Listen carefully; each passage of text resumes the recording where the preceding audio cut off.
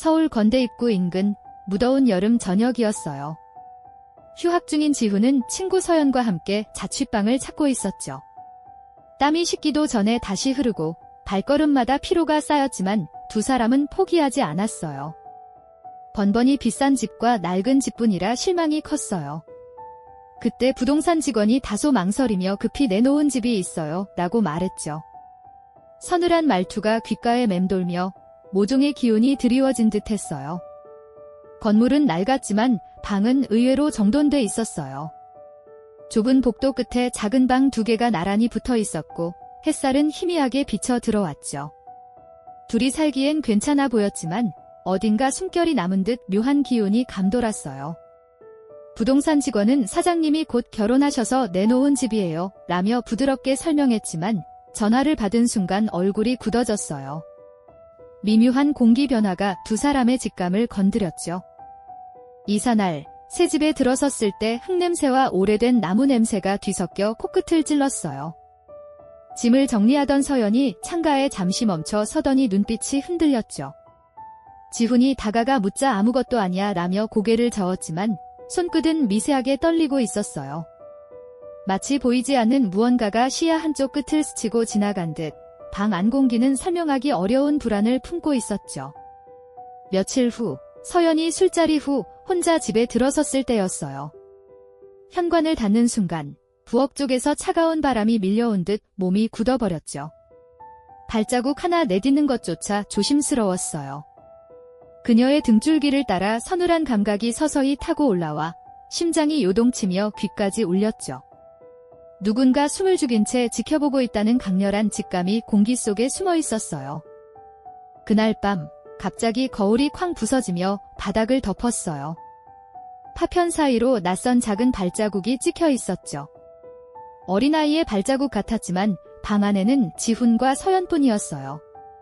창문은 닫혀 있었고 방문도 걸어 잠근 상태였죠. 설명할 길 없는 흔적이 두 사람의 숨을 옥죄었고 공포는 단순한 착각이 아니라는 걸 증명이라도 하듯 뚜렷했어요. 서늘한 정적 속 시계 초침 소리마저 날카롭게 귓전을 때렸죠. 지훈은 억지로 웃으며 잘못 본 거겠지라 했지만 서연의 얼굴은 종이장처럼 창백했어요. 그녀는 입술을 깨물며 속삭였어요. 아이가 분명 서 있었어. 공포는 단순한 착각을 넘어 확신으로 바뀌었죠. 방 안 공기는 무겁게 내려앉아 숨조차 답답했어요. 작은 소리에도 심장이 덜컥 내려앉았고 불을 끄는 순간 어둠은 살아있는 듯 숨결을 불어넣었어요. 밤은 길고 두 눈은 도저히 감길 수 없었죠. 그 집은 구조 자체가 폐쇄적이었어요. 낮은 천장, 좁은 복도, 햇빛이 닿지 않는 부엌, 어둠이 배어드는 화장실. 세탁기 옆엔 낯선 머리카락이 뭉쳐 있었고 화장실 타일 위엔 먼지가 쌓인 손바닥 자국이 선명했죠.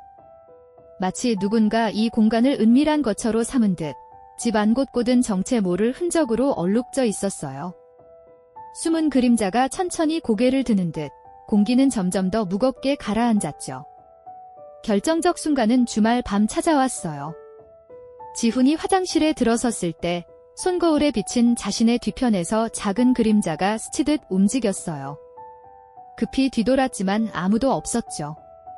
그러나 귓가에 닿은 찬 숨결, 뒷덜미를 스치는 한기에 실체는 부정할 수 없었어요.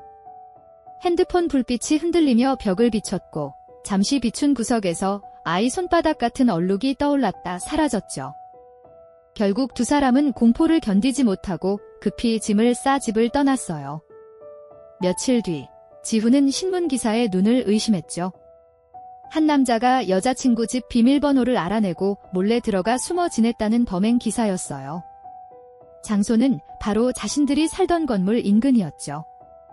집안에 드리워진 기묘한 기운이 단순한 상상이 아니었음을 증명하는 듯 기사의 활자가 심장을 다시 조여왔어요. 만약 그 집에도 누군가가 드나들고 있었다면 아이의 흔적은 대체 무엇이었을까요?